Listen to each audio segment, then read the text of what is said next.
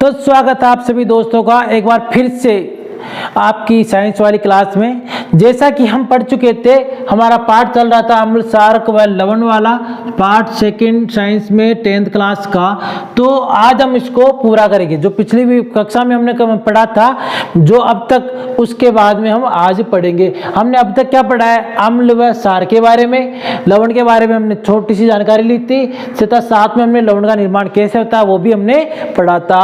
अम्ल व क्षार की आपस में क्रियाएं पढ़ ली थी। हम कहाँ तक आ चुके थे? पीएच तक। कहाँ तक आ चुके थे हम? पीएच तक। अब बात करेंगे पीएच सूचकांक के बारे में। किसके बारे में? पीएच सूचकांक के बारे में। क्या होता है ये, किस तरह से इसका निर्माण होता है और इससे क्या दर्शित किया जा सकता है, इसके बारे में हम आज डिटेल से पढ़ेंगे। साथ में लवणों के कुछ जो स्पेशल जो प्रोडक्ट्स बनेंगे, उत्पाद, सह उत्पाद कह सकते हैं लवणों के माध्यम से, उनके बारे में भी हम पढ़ाई करेंगे। तो बच्चों अपनी बुक्स निकाल लीजिए साथ में, और पेन और कॉपी आप साथ में लेके बैठना है, और कान में ईयरफोन लगाकर एकांत में बैठना है। जो आपने अभी तक, अगर आप नए हो इस वीडियो में, आपने पहली बार देख रहे हो तो चैनल को सब्सक्राइब कर लीजिएगा और अपने सभी दोस्तों के साथ में इसको शेयर कर दीजिएगा। तो शुरुआत करते हैं पीएच सूचकांक से। किससे शुरुआत करेंगे? पीएच सूचकांक से। पीएच क्या होता है? पीएच से, पी का मतलब होता है पुषांश। क्या मतलब होता है? पुषांश। इसको एक जर्मन भाषा में कहते हैं, और इसको कहेंगे अंग्रेजी में हम पोटेंज। क्या कहेंगे? पोटेंज। H क्या दर्शित करता है? हाइड्रोजन आयनों की सांद्रता। हाइड्रोजन आयनों की सांद्रता को दर्शाता है H, नो की सांद्रता। सांद्रता मतलब संख्या, हाइड्रोजन आयन कितने हैं उनकी संख्या।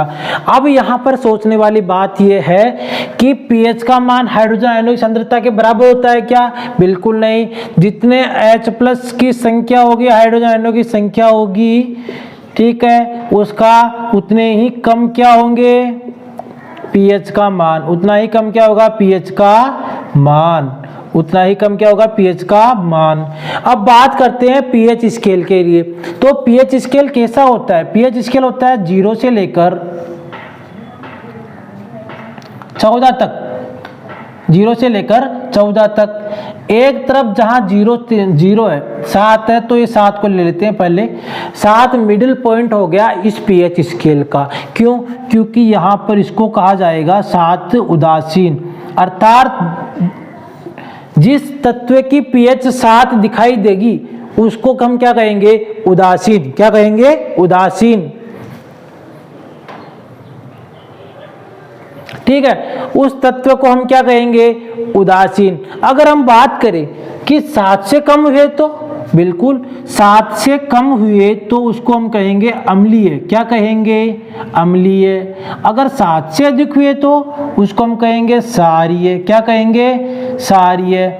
इस तरफ क्या होता है? 7 से कम होता है, इसका मतलब हाइड्रोजन आयनों की सांद्रता में वृद्धि हो रही है। क्या हो रही है? वृद्धि। अगर 7 से अधिक हो रहा है इस तरफ, तो हाइड्रोजन आयनों की सांद्रता में कमी हो रही है। यहां तक आपको समझ में आ गया? अब इसमें अलग अलग तत्वों की अलग होती है। जैसे रक्त की अलग होगी, हमारी लार की अलग होगी, ठीक है। जैसे जैसे आपको इसमें बताता रहूंगा। लार की अलग होगी। शुद्ध जल, आशुत जल की कितनी होती है? 7। शुद्ध जल की कितनी होती है? 7। हमारा रक्त क्षारीय होता है तो रक्त की कितनी होगी? 7.4। अच्छा, लार की कितनी होगी? 6.8।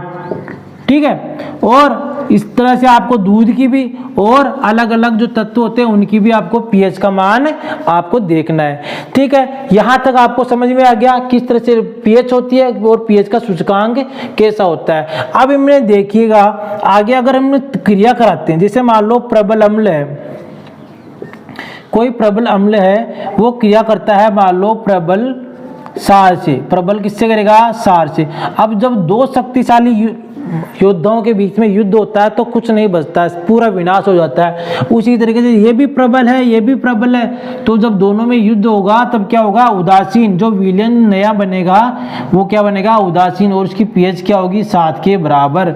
जब प्रबल सार और प्रबल अम्ल के बीच में जब युद्ध होगा, मान लो एक क्रिया होगी, विलेन में समावेशित होंगे, तो क्या बनेगी, उदासीन हो जाएगा वो विलेन। कैसा विलेन हो जाएगा वो, उदासीन। पीएच क्या रहेगी उसकी, 7। अब मान लो ये प्रबल है अम्ल और ये क्या है, ये दुर्बल है सार। मान लो कौन सा है, ये दुर्बल है सार। तो बताओ प्रबल वाला जीतेगा नहीं जीतेगा, शक्तिशाली ही जीतेगा। तो प्रबल वाले की जीत अवश्य होगी। तो यहाँ पर ये माध्यम को क्या कर देगा, विलेन को अम्लीय कर देगा। क्या कर देगा, अम्लीय। और इसकी पीएच क्या होगी, 7 से कम। पीएच क्या होगी, 7 से कम। विलेन को क्या कर देगा, प्रबल वाला अम्लीय कर देगा। क्यों, क्योंकि ये शक्तिशाली। जो जितना प्रबल होगा वो उतना प्रभाव ज्यादा डालेगा। अगर मान लो ये दुर्बल हो गया, अम्ल क्या हो गया, दुर्बल, और सार क्या हो गया, प्रबल, तब क्या होगा, जब नया विलेन बनेगा वो क्या बनेगा, प्रबल सार। तो ये सारी हो गया, सारीय हो गया। तो इसको किस हिसाब से देखेंगे, ये 7 से अधिक हो गया। इसकी पीएच क्या हो गई, 7 से अधिक हो गई। यहाँ तक आपको कोई समस्या नहीं आई होगी, जो कि बेसिक चीजें मैंने आपको पहले भी समझाई थी। पाठ के शुरुआत के मतलब पाठ का जो अंत हुआ था पिछली इसमें, इसी वीडियो में पाठ का जो अंत हुआ था उसमें सिखाई थी, और वापस यहीं से शुरू कर रहे हैं। तो पीएच को बारे में हमने पढ़ लिया। हमने साथ में ये भी बताया था, क्या बताया था, कि प्राकृतिक सूचकांक भी होते हैं, कृत्रिम भी होते हैं और गंधीय भी होते हैं। तो गंधक जो होते हैं उनके बारे में भी मैंने आपको बताया था। अब हम बात करेंगे कुछ ऐसे पदार्थों के बारे में जो कि दैनिक जीवन में आप उपयोग लेते हैं और आपको उसमें यह भी नहीं पता कि उनमें कौन सा अम्ल होता है। ठीक है, तो बात करेंगे सबसे पहले सिरके की। किसकी बात करेंगे, सिरके की। तो सिरके में कौन सा अम्ल होता है, क्या आपको पता है सिरके में कौन सा अम्ल होता है? नहीं पता तो मैं बताता हूं आपको। सिरके में एसिटिक अम्ल होता है। कौन सा अम्ल होता है, एसिटिक अम्ल होता है। नींबू में कौन सा होता है, जो नींबू में होता है वही संतरे में होता है। नींबू में और संतरे दोनों में कौन सा होता है, सिट्रिक। कौन सा होता है, सिट्रिक। तो सिट्रिक अम्ल किस में हो गया, इसको भी अम्ल लिख दो, ये भी अम्ल लिख दो।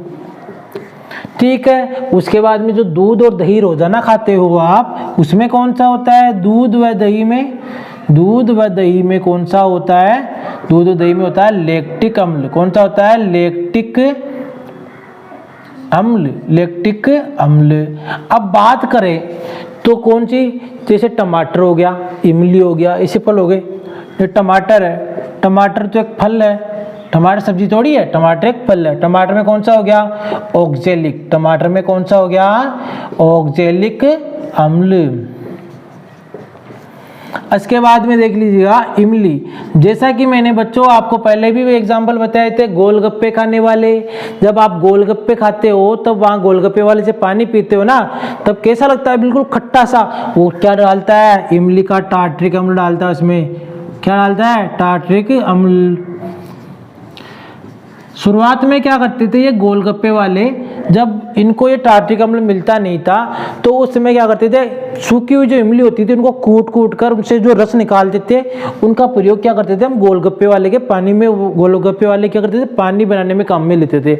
फिर धीरे धीरे जैसे उनको मार्केट में ये उपलब्ध होने लग गया, मार्केट में ये टार्ट्रिक अम्ल सीधा उपलब्ध होने लग गया, तब उनको क्या जरूरत पड़ी इमली लाने की, तो इमली का प्रयोग नहीं करते, सीधा टार्ट्रिक करते हैं। अब टार्ट्रिक जब ये करते थे इमली का प्रयोग, तब इनमें आंशिक मात्रा में होता था, तो मतलब कितने लाएंगे, किलो 2 किलो कितने इमली लाएंगे, तो इस हिसाब से वो पानी कम खट्टा होता था, जो कि स्वास्थ्य के लिए ठीक था। पर जब ये टार्ट्रिक अम्ल सीधा मिलने लग गया तो इसका भरपूर प्रयोग करते हैं, खूब खट्टा करते हैं, बहुत ही ज्यादा खट्टा करते हैं, जो कि स्वास्थ्य के लिए क्या हो जाता है, हानिकारक। तो जहां पर ज्यादा खट्टा पानी हो गोलगप्पे वाले के पास, वहां गोलगप्पे नहीं खाने चाहिए। अब हम बात करेंगे आगे, कौन सा रह गया, चींटी का डंक। कौन सा रह गया, चींटी का डंक। चींटी का डंक, इसमें कौन सा होता है, मेथेनोइक। कौन सा होता है, मेथेनोइक अम्ल। मेथेनोइक अम्ल। चीटे के डंक में कौन सा होता है, मेथेनोइक अम्ल। तो ये आपके प्राकृतिक रूप से जो पदार्थ है उनमें अम्ल हो गए। ठीक है, आगे चलेंगे हम। यहाँ तक हमने पढ़ लिया है। इसके बाद में क्या पढ़ेंगे, क्योंकि पाठ का लगभग अंत आ चुका है, क्योंकि हमने 1 घंटे की पहले इस पर वीडियो बनाई है इस पाठ पर। तो ज़्यादातर जो चीज़ें महत्वपूर्ण थी, महत्वपूर्ण बातें थी, महत्वपूर्ण समीकरणें थी, अम्ल की अभिक्रियाएं, सार की अभिक्रियाएं, लवण की अभिक्रियाएं, वो हमने उस वाली वीडियो में ले ली। अब इसमें जो बचा है वो हम पढ़ेंगे। जो महत्वपूर्ण नमक के सह उत्पाद है, जी सोडियम क्लोराइड बोलेंगे आप, तो सोडियम क्लोराइड के सह उत्पाद है, तो उनको आप किस तरह से आप देखोगे, किस तरह से उनके बारे में आप जानोगे, तो वो बुक में आपको जो दे रखा है उसी क्रम में हम आपको वो पढ़ाते हैं। सबसे पहले NaOH के बारे में पढ़ेंगे। इसका नाम क्या है, आपको मैंने बताया था, सोडियम हाइड्रोक्साइड। क्या है इसका नाम, सोडियम हाइड्रोक्साइड। सोडियम हाइड्रोक्साइड, कौन सा नाम इसका, सोडियम हाइड्रोक्साइड। अब इसकी बात करेंगे तो ये कैसे बना। NaCl का एक विलयन हुआ, आपकी स्क्रीन पर दिखाई दे रहा है एक चित्र, उस तरह से बैटरी का जैसे हो रहा है, ठीक है। तो NaCl का एक विलयन हो गया, उस विलयन में विद्युत धारा प्रवाहित की गई। विद्युत धारा प्रवाहित करने के बाद में उस विलयन का क्या होगा, NaCl वाला जो जलीय विलयन है वो अपघटित हुआ। क्या हुआ, अपघटित हुआ। उसके फलस्वरूप क्या बनेंगे, क्लोरीन गैस बनेगी और हाइड्रोजन गैस बनेगी, साथ में सोडियम हाइड्रोक्साइड का निर्माण भी होगा। तो चलो इसको समीकरण के रूप में हम लिखेंगे। कैसे लिखेंगे, ये NaCl हो गया, NaCl हो गया, जल करो, जल यहाँ पर जल हो गया, विद्युत धारा प्रवाहित की गई, सोडियम हाइड्रोक्साइड हो गया, chlorine gas plus hydrogen gas का निर्माण हुआ। अब यहाँ पर ये देखिए क्या ये समीकरण संतुलित है, नहीं है, तो इसको करना सीखिए। कैसे, हाइड्रोजन के 2 अणु हैं, यहाँ पर 1 अणु, यहाँ पर 2 अणु, तो ये तो यहाँ पर 3 हो गए, यहाँ पर 2 हो गई, इसको 2 से गुणा करो।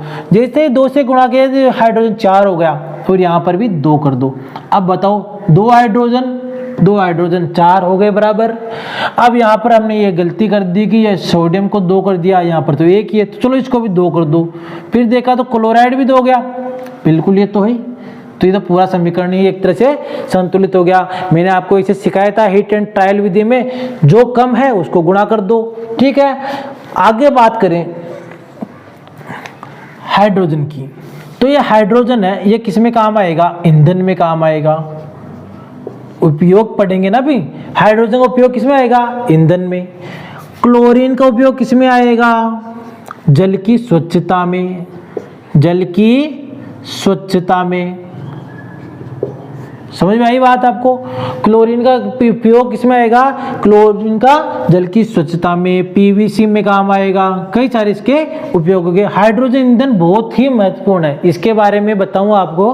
तो हाइड्रोजन का उपयोग आने वाले समय में ईंधन के रूप में हमें करना पड़ेगा, क्योंकि जैसे जैसे पृथ्वी की आबादी बढ़ रही है उसमें पेट्रोलियम उत्पाद धीरे धीरे घटते जा रहे हैं, और एक दिन ऐसा भी आएगा दोस्तों कि जो संपूर्ण गैसीय पदार्थ हमारे पास, गैसीय भंडार है, पेट्रोलियम भंडार है, वो सारे समाप्त हो जाएंगे। तो भविष्य की ऊर्जा किसे कर सकते हैं, हाइड्रोजन को।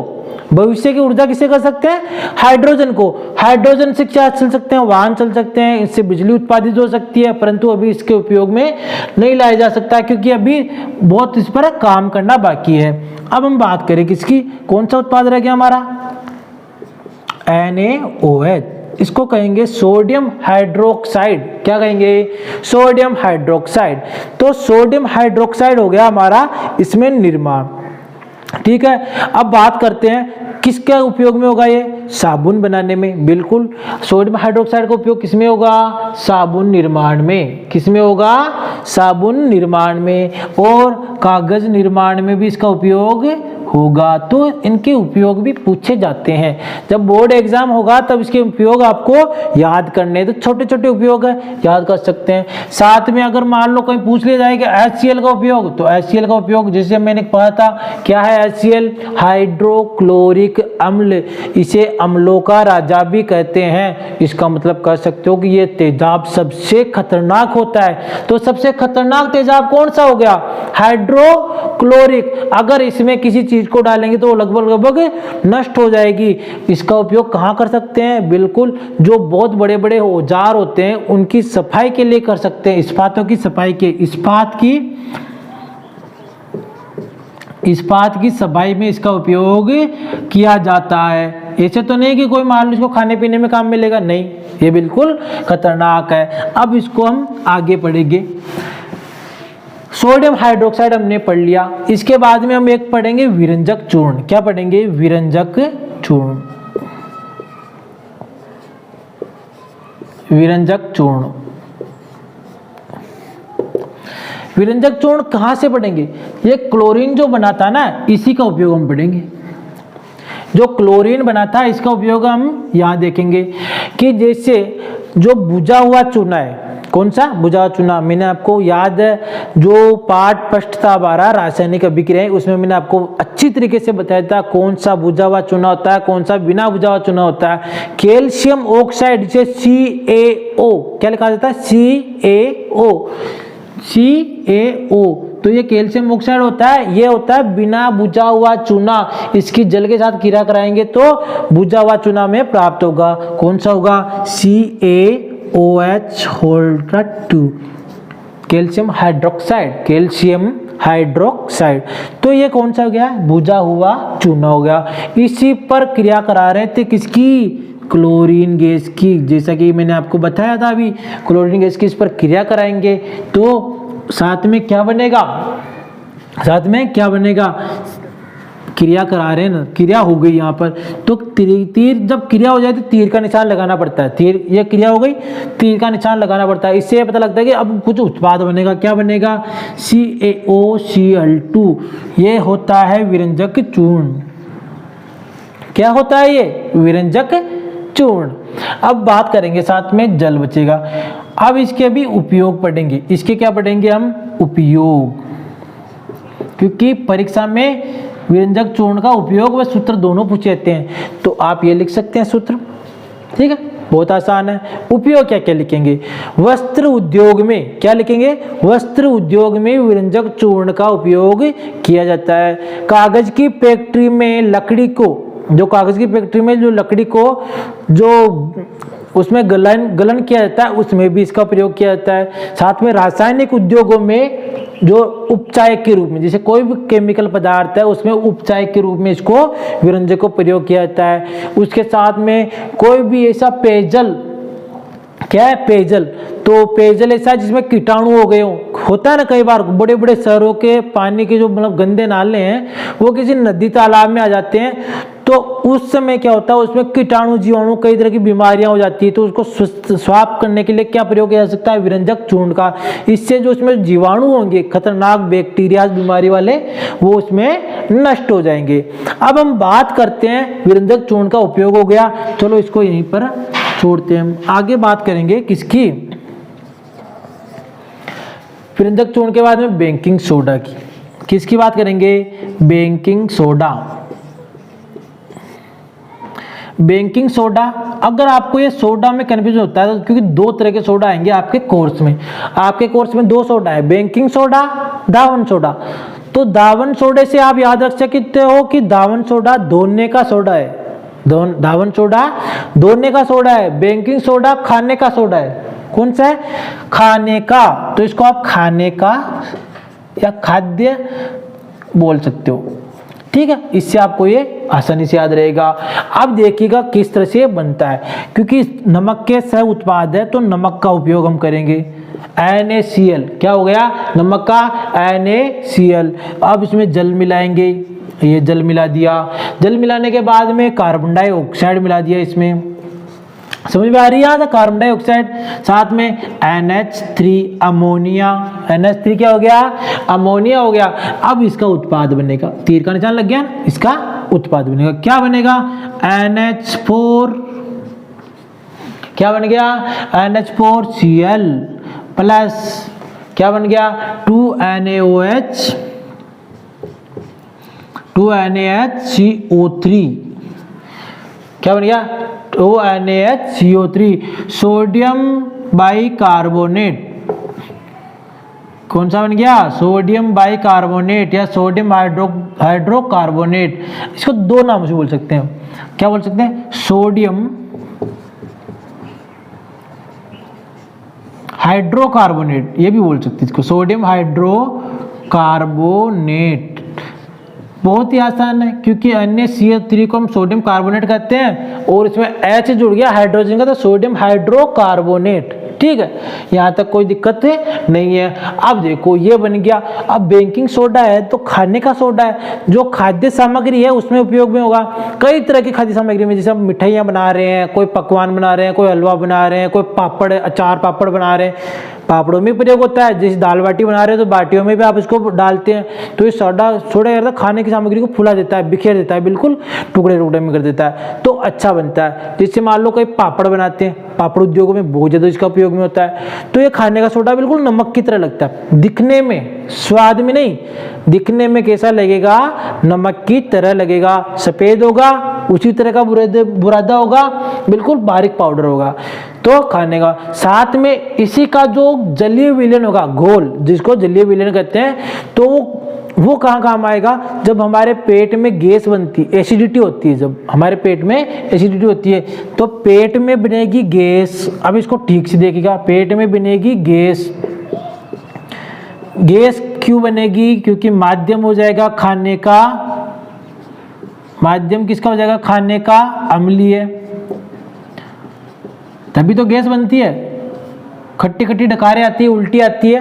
क्यों? क्योंकि माध्यम खाने का क्या हो गया? अम्लीय। और जब अम्लता बढ़ जाएगी तो अम्लता का इलाज क्या है? सार। सार्यता का इलाज क्या है? अम्ल। तो अम्लता बढ़ गई, सार का इलाज क्या है? सोडियम हाइड्रोकार्बोनेट का घोल, बेकिंग सोडा, सोडे की बोतल जो पीने की आती है, इसको पीने के बाद में आपकी पेट की गैस खत्म हो जाती है। तो ये आपका काम में आ गया। अब इसके साथ में, साथ के साथ पढ़ लेते हैं इसमें दावन सोडा। क्या पढ़ेंगे? दावन सोडा। दावन सोडा नाम से पता लग रहा है धोने का सोडा है।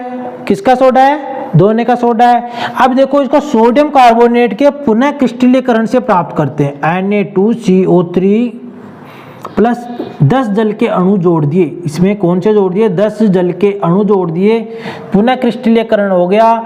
ठीक है, जोड़ने के बाद में क्या बन गया? Na2CO3 सोडियम कार्बोनेट 0.10 या गुणा में हो गया। ठीक है, तो ये 10 हो गया, 10H2O। ठीक है, सोडियम कार्बोनेट 10H2O, किस तरह से बोलेंगे? Sodium carbonate 10H2O। तो ये क्या बन गया? धोने का सोडा। अब इसका उपयोग क्या करेंगे? उपयोग, क्योंकि उपयोग पढ़ना जरूरी है। उपयोग पढ़ेंगे तो धोने के सोडे का उपयोग कहाँ कहाँ होता है? कांच उद्योग में होता है। दूसरा पॉइंट आप डाल सकते हो इसके बाद में, सूत्र लिखने के बाद में। ठीक है, क्योंकि आपसे प्रश्न ऐसे ही पूछे जाते हैं बोर्ड एग्जाम में। दावन सोडे का सूत्र लिखिए तथा उनका उपयोग लिखिए। सूत्र इस तरह से आप लिख सकते हो, ये एक लाइन में आपका सूत्र हो जाएगा। उसके साथ में आप 3-4 उपयोग लिख सकते हो। कैसे? कांच उद्योग में दावन सोडे का प्रयोग होता है।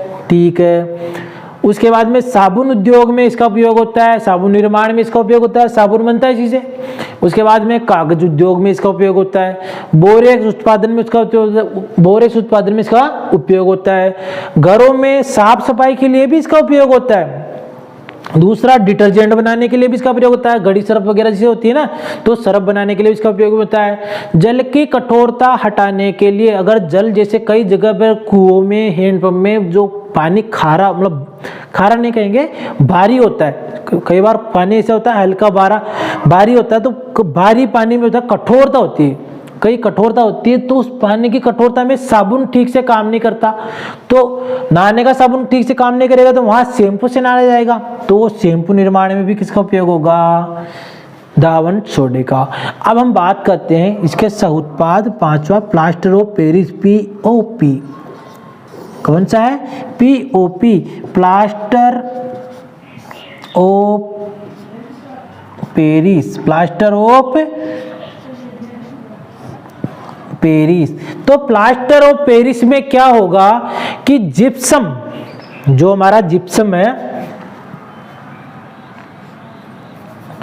जिप्सम को क्या करेंगे 373 केल्विन पर गर्म करेंगे। जिप्सम को क्या करेंगे 373 केल्विन पर गर्म करेंगे। तो गर्म करेंगे तो इसमें से क्या जल की क्रिस्टल अणु निकल जाएंगे। गर्म कर दिया तो जल का क्रिस्टल अणु निकल जाएगा, फिर भी कुछ बचेगा। क्या बचेगा सी हो गया calcium sulphate, calcium sulphate point आधा अणु बचेगा किसका, प्लास्टर ऑफ पेरिस में जल का आधा अणु बच गया। तो ये क्या है, ये प्लास्टर ऑफ पेरिस है। तो इसका उपयोग कहाँ कहाँ होता है, जब हड्डी टूट जाती है तो डॉक्टर एक पट्टी बांधता है, एक बड़ा सा पट्टा बांधता है, उसको क्या कहते हैं प्लास्टर ऑफ पेरिस, जिससे क्या होती है हड्डियां सीधी रहेगी और उनमें आपस में जुड़ जाएगी। ठीक है, तो डॉक्टर हड्डी टूटने के बाद में किसका प्रयोग करता है, प्लास्टर ऑफ पेरिस का, ठीक है, ताकि वो सीधा हो सके। अब बात करेंगे किसमें, अब मान लो खिलौने बनाने में, तो कई तरह के छोटे छोटे खिलौने आते हैं, आकर्षक खिलौने आते हैं, डिजाइन वाले, सजावट वाले, घरों में सजाने के लिए। तो वो छोटे छोटे खिलौने जो सस्ते होते हैं उनका प्रयोग भी किया जाता है, प्लास्टर ऑफ पेरिस के माध्यम से बन जाते हैं। 700 में क्या प्लास्टर ऑफ पेरिस घोल के उसमें डाल दिया तो उससे निर्माण हो जाता है। आपने बड़ी बड़ी सिटियों में जब प्रवेश किया तो सड़क किनारे पर आपने बड़ी बड़ी मूर्तियां देखी होगी, गणेश जी की, दुर्गा माता की, कई सारी मूर्तियों का निर्माण होता रहता है। तो वो सब प्लास्टिक की मूर्तियों से, प्लास्टर ऑफ पेरिस होता है, तो प्लास्टर ऑफ पेरिस से मूर्तियों का निर्माण होता है। ठीक है, और कई जगह सत्य का निर्माण करने में भी इसका उपयोग होता है। देख जैसे एक जगह समतल हमारा कोई आंगन है, खुरदरा है, तो प्लास्टर ऑफ पेरिस का जो लेप होगा अगर वो कर देते हैं तो वो कठोर हो जाता है और चिकना हो जाएगा, साथ में क्या हो जाएगा, चिकना हो जाएगा। तो इस तरह से हमारा अम्ल, सार और लवण का जो पार्ट है वो पूरा हो चुका है। और इसी तरह आप कंटिन्यू इसके माध्यम से आप पढ़ाई करते रहिएगा, आपका सारा विज्ञान का और गणित का सारा कोर्स हो जाएगा, छठी से लेकर 12वीं तक का। ठीक है, तो मिलेंगे अब नए पार्ट में। पार्ट 2 हो गया, पार्ट तीसरा चलेगा हमारा कौन सा, धातु अधातु। कौन सा धातु है, अधातु पार्ट पढ़ेंगे अगले वीडियो में। धातु अधातु पढ़ेंगे अगले वीडियो में, तीसरा पार्ट हमारा। ठीक है, तो मिलेंगे अगली कक्षा में।